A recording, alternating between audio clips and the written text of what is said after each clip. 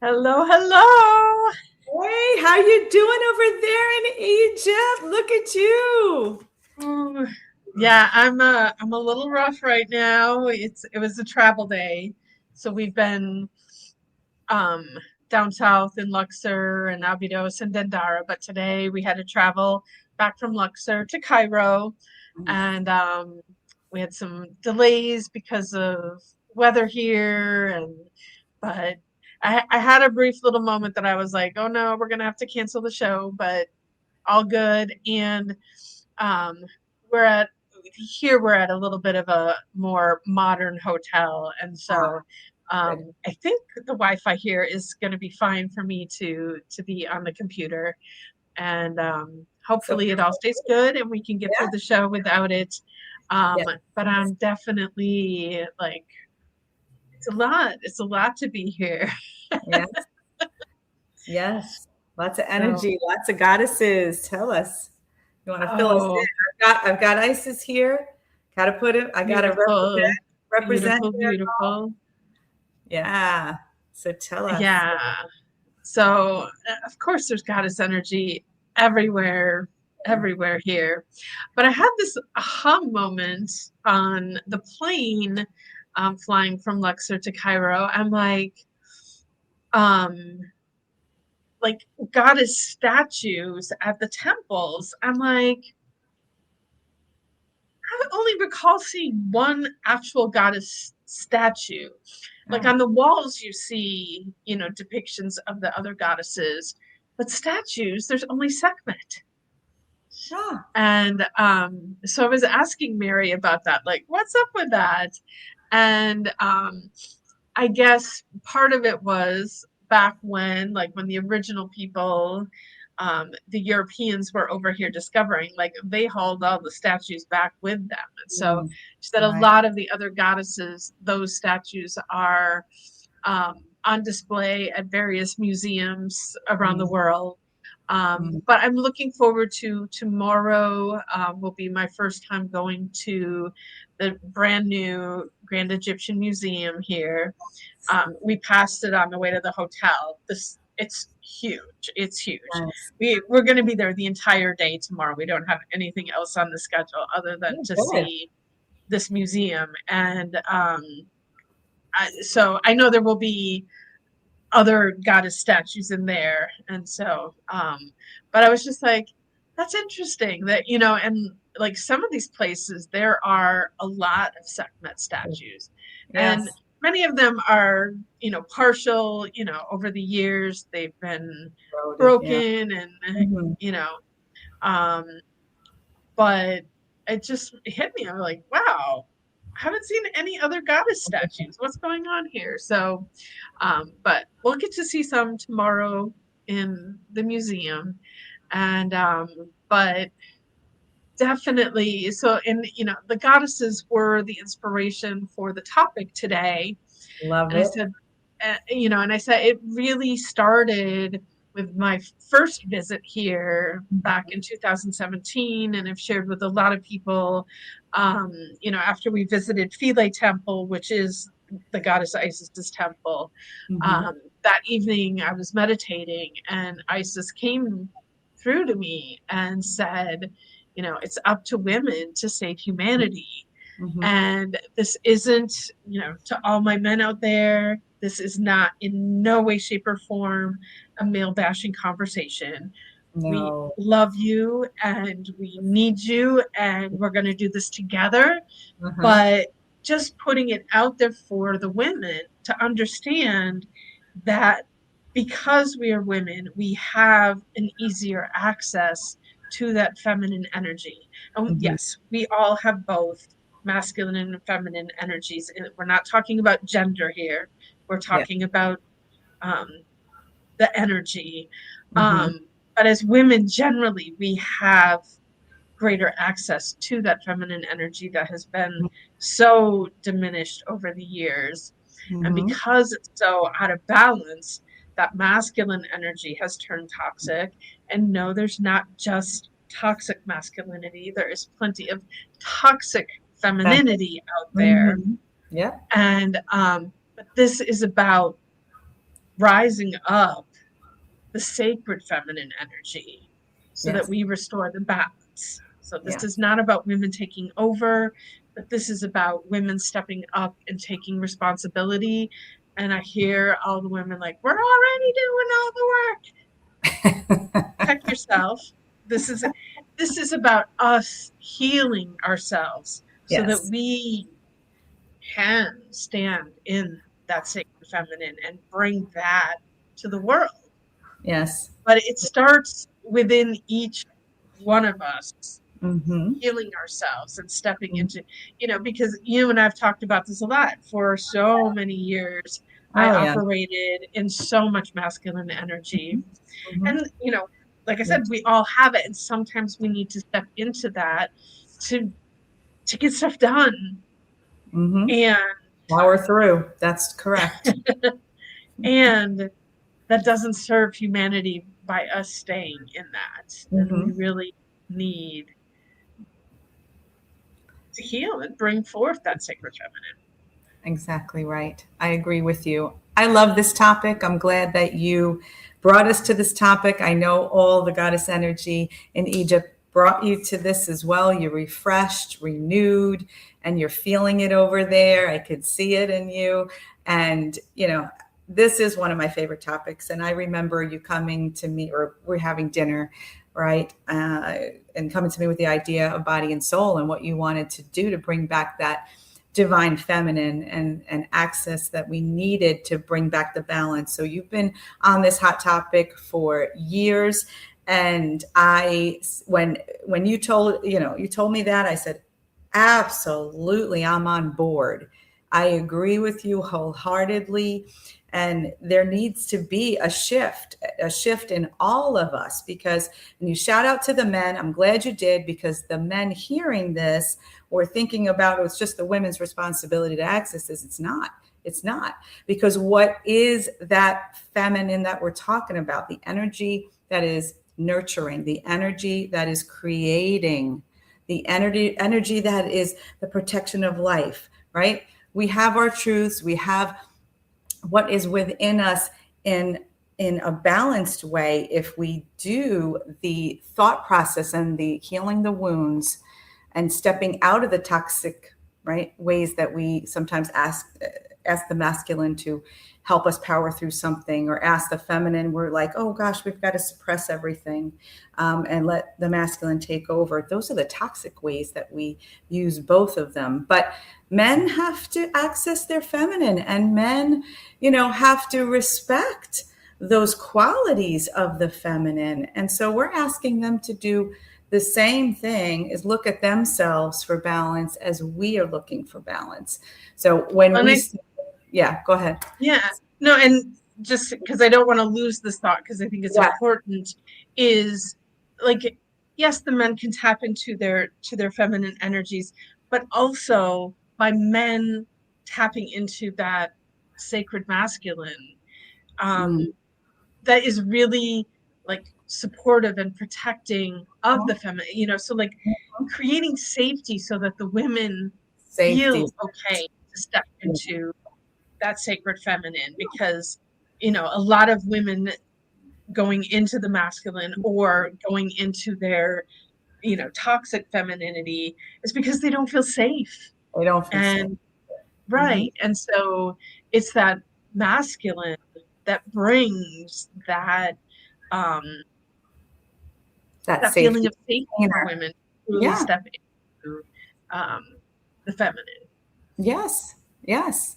And I'm glad you're talking about that in terms of relationship, because I mean, yes, I want to be in a partnership where I feel safe so that I can explore all aspects of me, heal my wounds, talk about it and bring it out and own it. Right. So, I mean, when we do understand what we're going through and help heal each other, because I have a partner that I can come home and there is a safe space to help me to heal whatever wound I am dealing with, whether it be emotional, spiritual, or physical, or what have you. And a lot of people don't have that. A lot of women don't have that. A lot of women are still in that mindset of, because yes, they've grown up in this and they don't maybe know or have experienced it any differently, but they're in the kitchen, they're the homemakers, they're the cleaning up, they're taking care of the kids, and they're devalued in a sense. And if they're not going to work, or their husbands say they shouldn't go to work because they got to be a homemaker and take care of the kids, it really is an oppressive feeling that they're not quite sure, from what I understand, because I was there too. Not quite sure of how this isn't all them. They're stuck in these roles, and I think that's kind of what feels like we're trapped in. Like, I'm a woman, I need to do this. I'm a man, I need to do that. And that's, why we have these conversations to explore. Now, look at women are stepping out and in the front lines of the career and the workforce.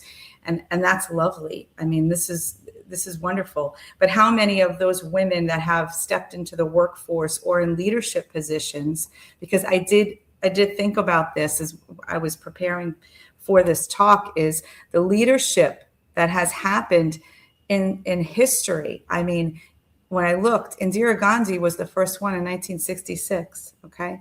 And that's not that long ago. And then there's a slew after, starting in 2022. And when you think about, oh my gosh, look at the century we're in, and there aren't a lot of women leadership, there's not. And yes, I think of, now I'm thinking Georgia, and I had to write it down, Georgia Meloni in Italy, just in 2022. Okay. And look at our country. Is there a reason why we can't have a feminine in power? And I think it's going back to it's the power, it's the toxic masculine that we're having to become, that toxic, to carry forth the powerful persona that is leadership. And so when we respect and give kudos and acknowledgement to what is important in the feminine, that will become a leadership quality. I think that's the understanding that I'm coming to terms with. Well, and whether it's leadership in government and politics, or whether it's leadership in corporations, wherever, it's so often, like, even if it is a woman in that position of leadership, so often they're still operating from masculine energy. Correct. And so it's like, we need, like sometimes too, I think, I look at, you talked about politics and government, and sometimes you see these women that are running, but I look at them and they don't represent the feminine to me. And so exactly what I was thinking. They had to step into the masculine role, and it's not working. That's not going to create anything new. It's just going to create more of the same. Exactly. And not to say that it didn't have to happen, but when you look historically at the feminist movement, it was really women operating from a masculine perspective, so it's like, yes. And I get it. And I'm not saying that it was wrong or anything. Like, yes, I think it needed to happen to get us to where we are today. Yes. But now that, and yes, no, things aren't 100% equal. And, being here in a developing country, like, I can, I was telling Doris offline, like, I hardly even see women out there in public, which is, it's kind of like, what's going on here? So yes, I feel so blessed and privileged to, live where I live and have the rights that I have. But we need to make that switch from us women operating in our masculine energy, and really, if we don't bring back that balance, regardless of who's in power, it's just going to be more of the same. And yeah, true. And I'm like, I went on I'm a little scattered over here. The energy is intense, and And it's interesting, even moving from Luxor to Cairo, like the energies are very different. Yeah, And it's very buzzy in I bet Cairo. it And is. I'm like, it's definitely affecting me as I'm trying to put together speech here. But yes, come to Egypt and you'll see what I'm I talking can't about. wait. I can't wait. And I'm glad you're talking about Egyptian culture a little bit and what you're seeing over there, because when I think of the culture that you're in right now, originally, I mean, this is an ancient civilization and the traditions really revered who you're talking about, Sekhmet, Isis, Hathor. I mean, look at the divine feminine qualities that they bring out, the love, the nurturing, the magical healer, all of those beautiful aspects of the divine feminine were there thousands of years ago. And then we decided, nope, push those aside.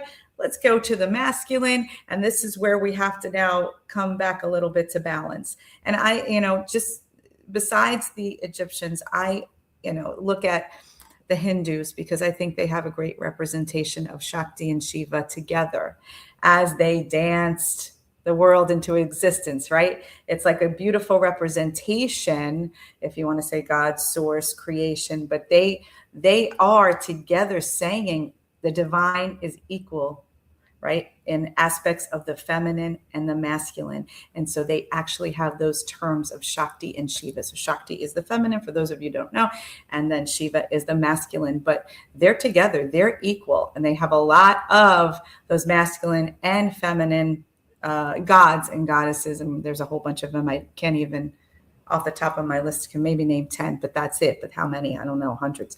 Yeah.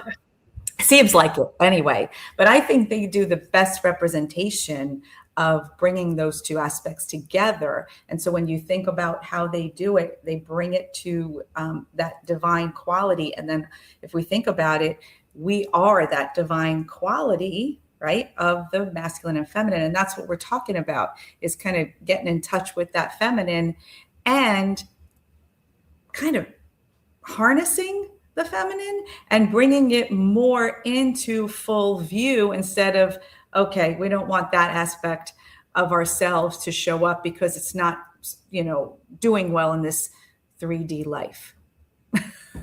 Well, and I think too that oftentimes, we're looking at power and strength from Mm-hmm. a physical aspect. And Yeah. so, Yes.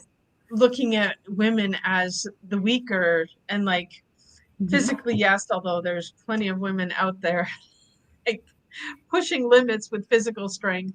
Yeah. Um, but Amazing. I think it's important for women and men to recognize the power in the feminine qualities, in the nurturing, in the caring, in the creation.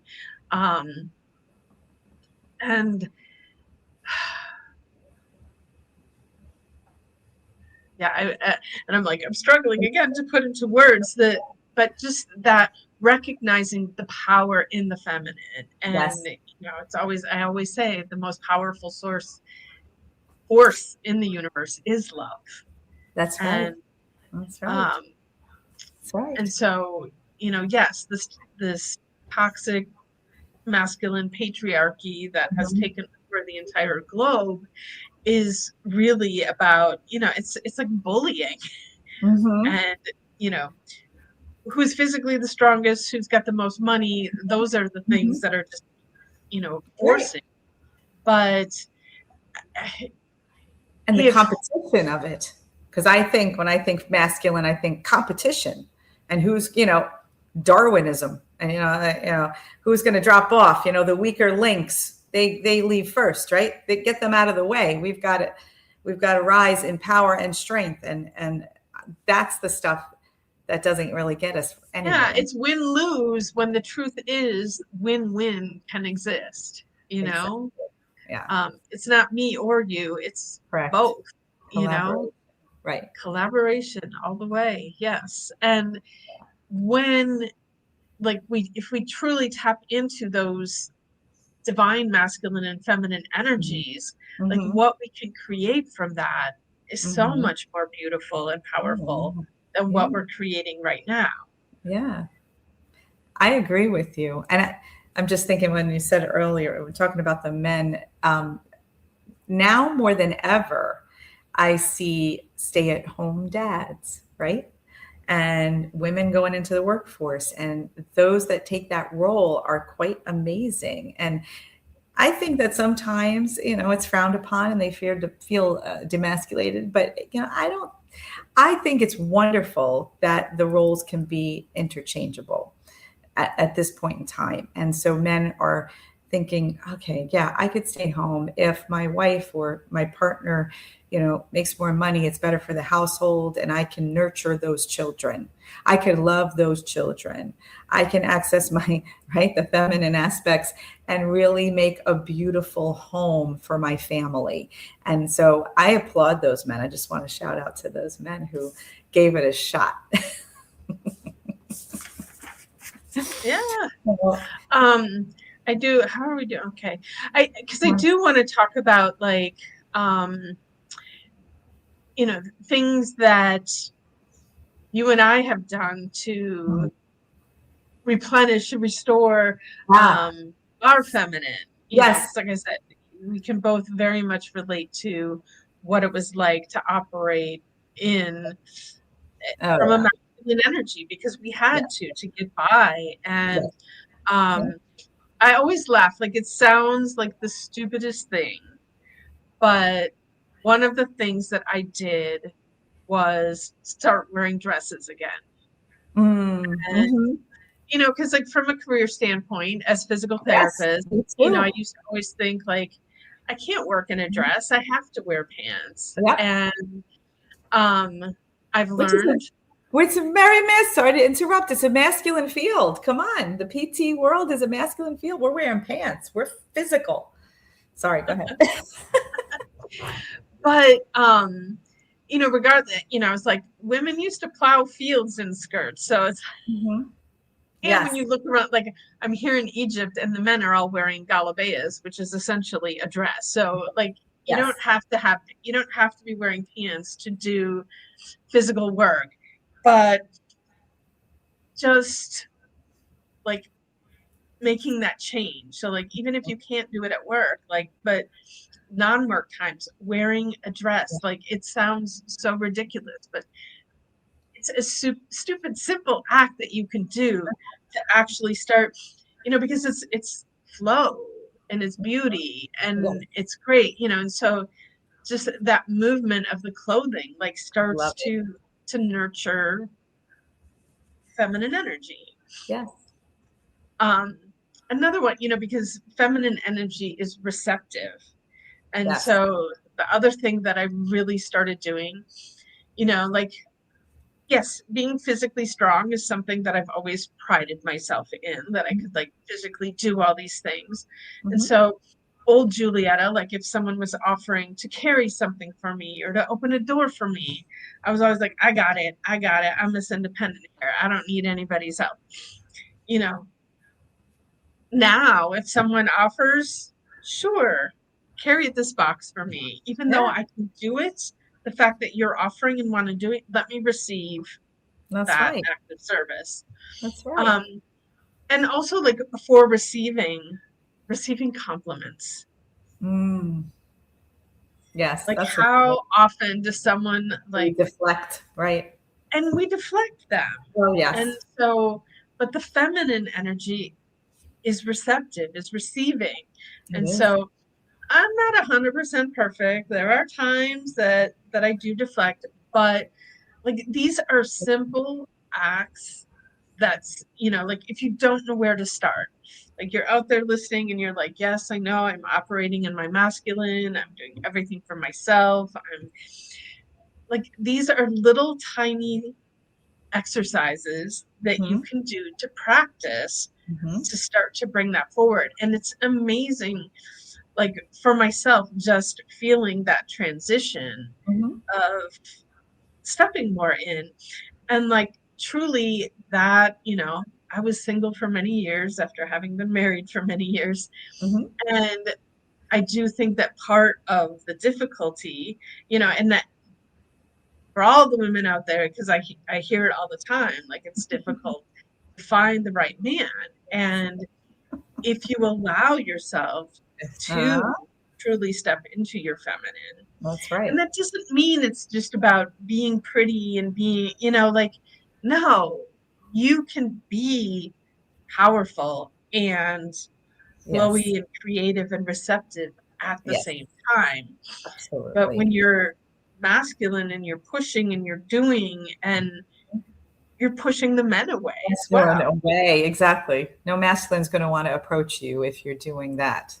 That's for Yeah. sure. They have nowhere to be. Go. I mean, you put up this masculine block of a wall and they have got nowhere to go near to you to, you know, show theirs. So I think that's a good point. And go ahead. Are we going I'm to finish? curious. No, I was just curious to ask, like, um, do you have tips on your end for things that helped you step more into your feminine?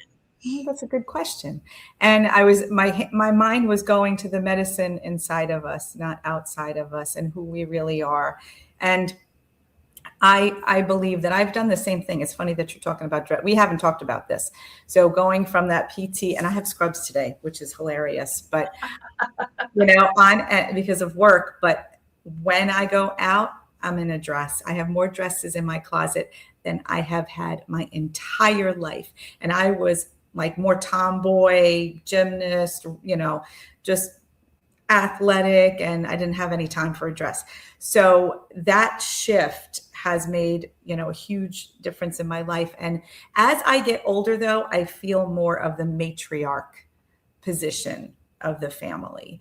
And Mm-hmm. so I'm stepping into that power of wisdom, that power of nurturing, that power of what's truly important in life. And so I get to share that with my children, who are not children anymore. They're full blown adults and they're doing it too, because, they learn from me and from their father and their family.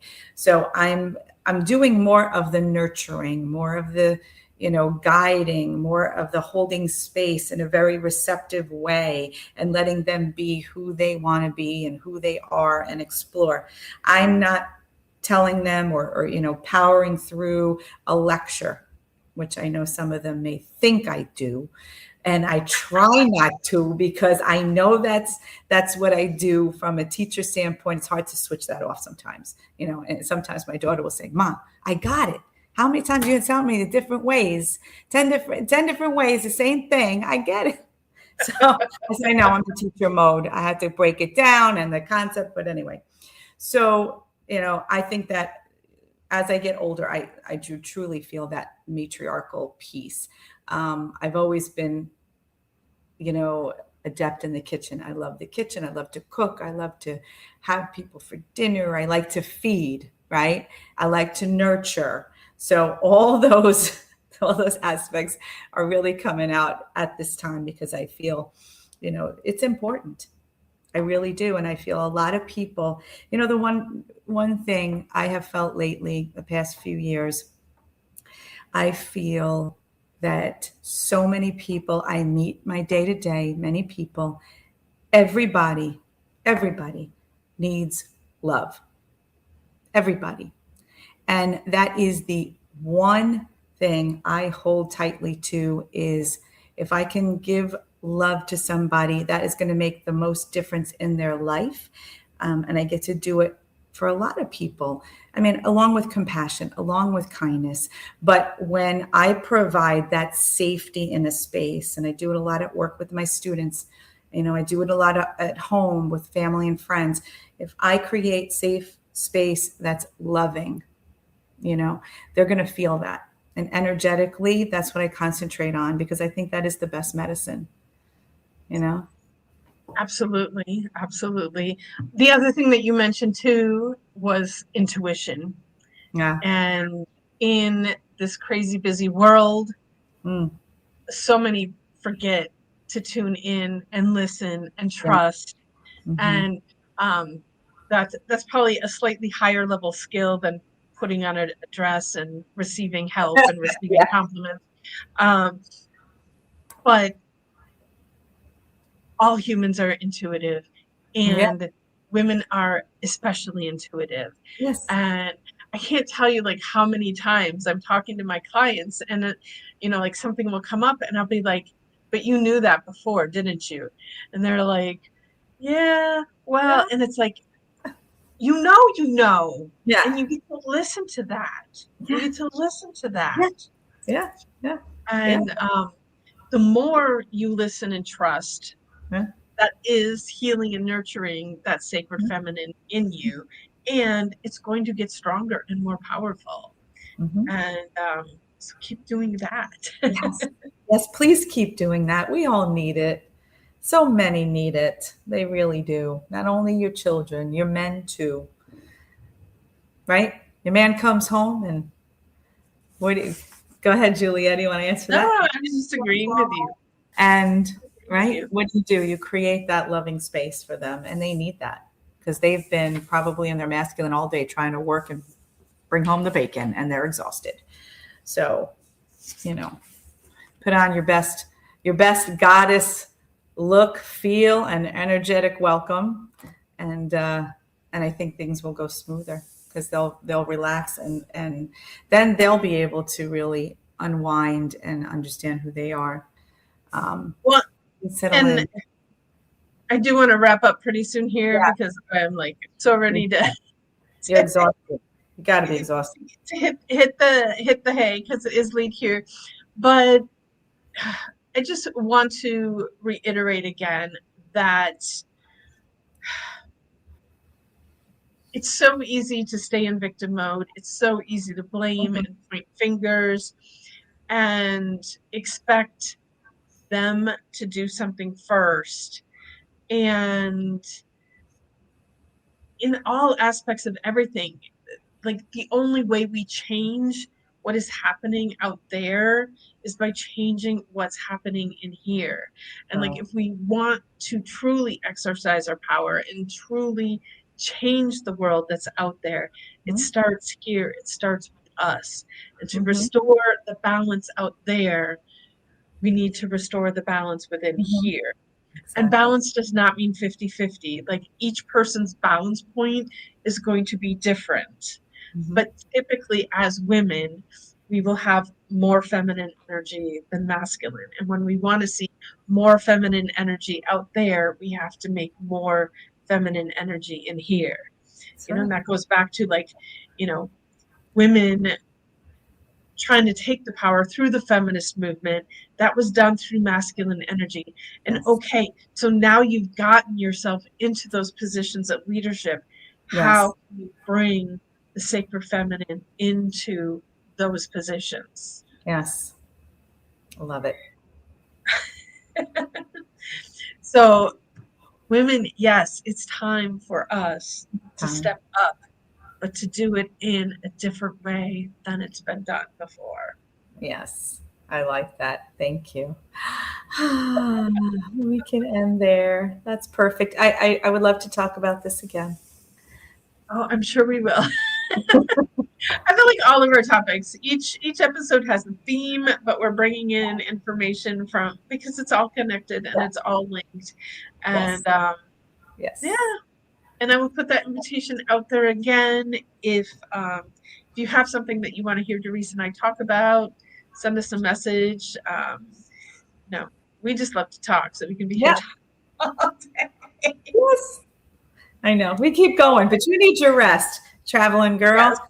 Yeah. And I will remind everybody that if you're in the Fort Lauderdale area and you want to know more about Egypt and what happened here and everything, and I do believe Mary, our Egyptologist, and Gail, one of our other attendees here, are going to be there as well. So you'll have three people carrying all the Egyptian goddess energy to South Florida. You can come Yes. have Turkish coffee with us, and we'll all learn how to read the coffee grounds, and it'll be a lot of fun. So Awesome. I will be hope to there. see some of you there. Yay. All right. Safe All travels, right. big friend. Thank you so much, and wishing everybody out there a magical day. We'll see you soon. Ciao for now.